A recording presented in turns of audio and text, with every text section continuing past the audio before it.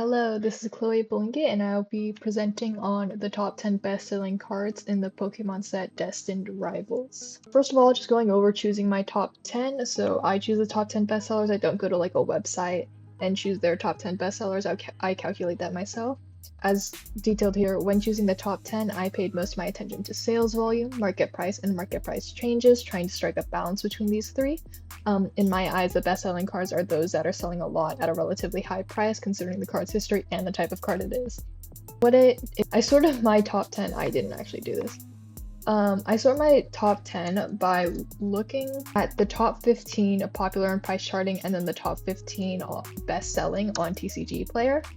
And then I took all the cards from the ones collected. I don't actually think it was 17 for this one. I think it was 16, and ranked them all based on price point, price change, and sales volume individually. From there, I then calculated the finals ranking using a point system based on their placements in each individual category to get my top 10. So just to really quickly show you, for Destined Rivals, here I collected the price points on both TCG and price charting. So on TCG, that is the market price of a card, and on price charting, that is the ungraded price. And then I average those out to get the price point. And then from there, I also found the price change, which I find on TCG Player. And then I rank the sales volume myself. I look at the graphs on TCG Player and also look at eBay recent sales and compare those between cards in order to get a ranking for sales volume here. From there, I take their placements and I assign them points accordingly. So first place gets the most amount of points, last place gets 1 point or 0 points depending on the circumstances. For sales volume, for example, some cards just don't sell enough for me to justify giving them like 1 point or 2 points, so they get 0 points.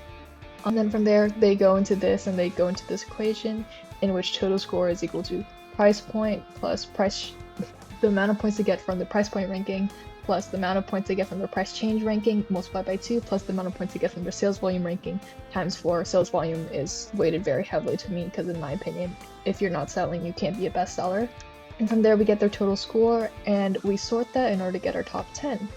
And so we're just going to start. Each slide will contain an explanation of why I believe it is within the top 10. And at the end of this, I will have, I think, only one honorary mention in this case. And honorary mentions are just cards, or in this case, a card that caught my eye for some reason. Either it's because I expected it to be in the top 10 and it wasn't, or it's just like a little research note to myself of like, oh, this is what they're paying attention to and this is what they're kind of disregarding. And yeah, so we'll start. We'll start with our first place card, which is Team Rocket's Mewtwo EX213. So as to why I think this card is up there, Mewtwo is top tier when it comes to Pokemon popularity. It is a legendary, and it is a relevant legendary that sells in every era. In addition, this is Team Rocket's Mewtwo. Collectors and buyers in general, not just including Pokemon, are quite fond of villains. If you look at like One Piece cards, that tends to be a pattern as well. In this case, Team Rocket is our villain. Team Rocket themed Pokemon cards are very appealing to collectors. In addition to just that, Team Rocket cards usually have a darker aesthetic, which makes them displayable and therefore also appealing to collectors. And this isn't, although one of the rare chase cards, like the push chase cards of this set, is a Mewtwo card, it's not this Mewtwo card.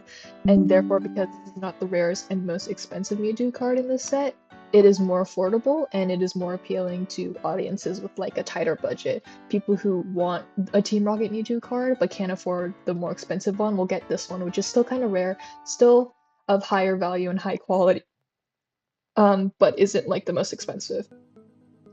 But yeah. Next we have Cynthia's Roserade. In this we go into mainly trainer popularity, as opposed to the one which is more carried by Pokemon popularity. Cynthia is arguably the most beloved champion in Pokemon and definitely one of the most popular among video game and anime fans. In addition to that, just the fans of Cynthia tend to buy everything with her name on it, so that makes it so her cards always sell pretty well and are always pretty up there.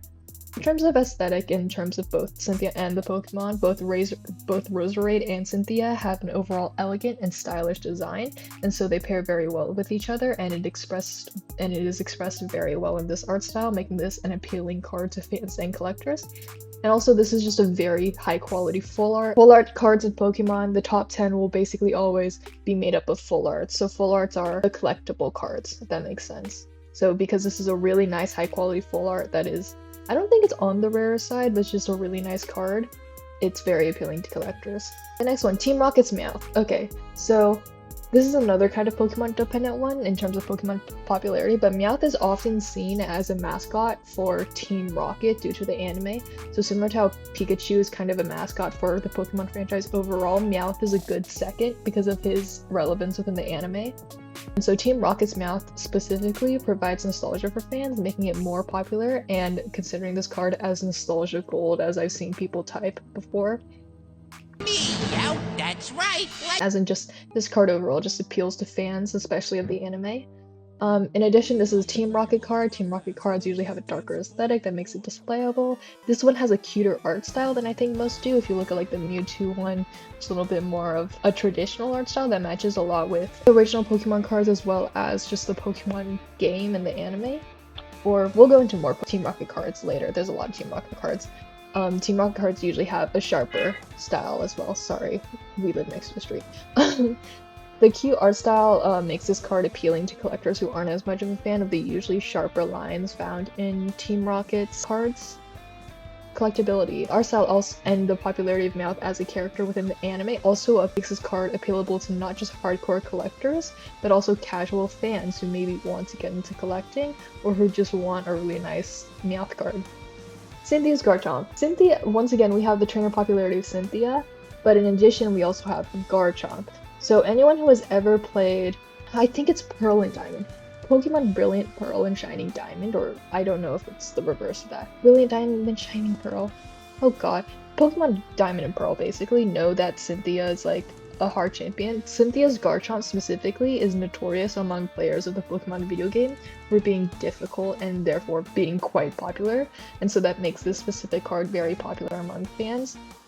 In addition, in terms of like the aesthetic and artwork of the card, this is a centerpiece card with high quality detailed art, which makes it appealable to collectors, and a quote-unquote display card, which just means it's really nice to look at and collectors will put this card on display because of that.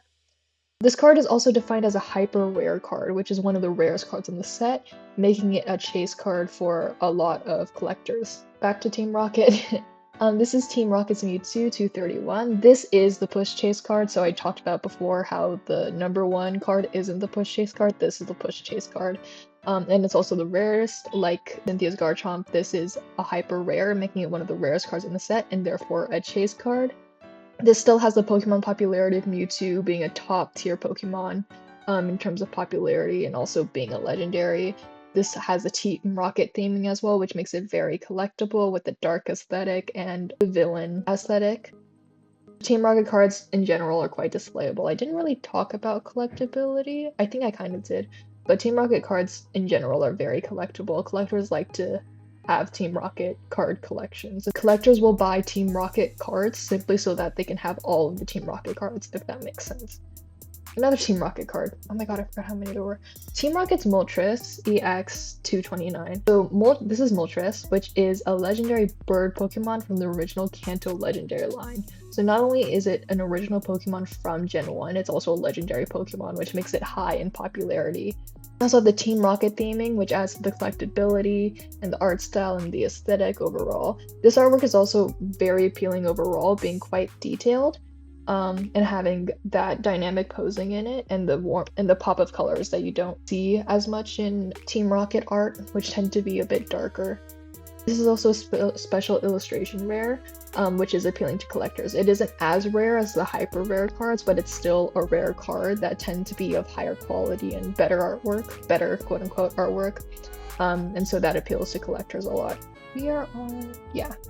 Ethan's Typhlosion, a new trainer. Ethan is from the Johto region, and so that adds to the nostalgia. Johto's nostalgia specifically is considered underrated, but powerful.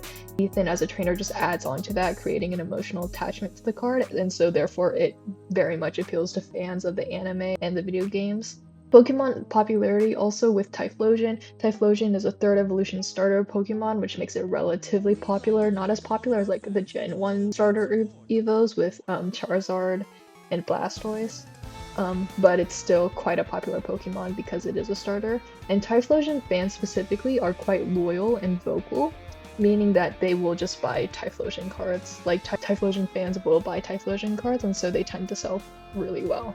And yeah. Blaziken. I think this is actually our first Pokemon card that isn't attached to a trainer in this ranking. So this depends completely on Pokemon popularity, in which Blaziken has a cross-generational appeal as a Pokemon, because they have had presence in Pokemon media for multiple generations. This is also a full evolution starter, about around the same popularity as Typhlosion, I want to say. That just adds on to the favoritism of Blaziken and the Pokemon popularity, which boosts its sales. Its artwork is also really nice. It's clean and dynamic, with movement and a nice color palette, which makes it displayable and appeals to collectors a lot. This card also is often bought by non-set collectors who just want Blaziken, and therefore it's not one of those cards that are bought solely to complete a set, but are cards that kind of stand out on their own. This is number 9, Team Rocket's Crobat EX234. Crobat, I didn't actually know this until I researched, but Crobat is considered a cult favorite with its roots in competitive play both in the Pokemon TCG and VGC. So while playability isn't really a factor in the popularity of this Pokemon, its previous presence when Pokemon was a little bit more player focused makes it more popular, if that makes sense. It adds to the nostalgia factor.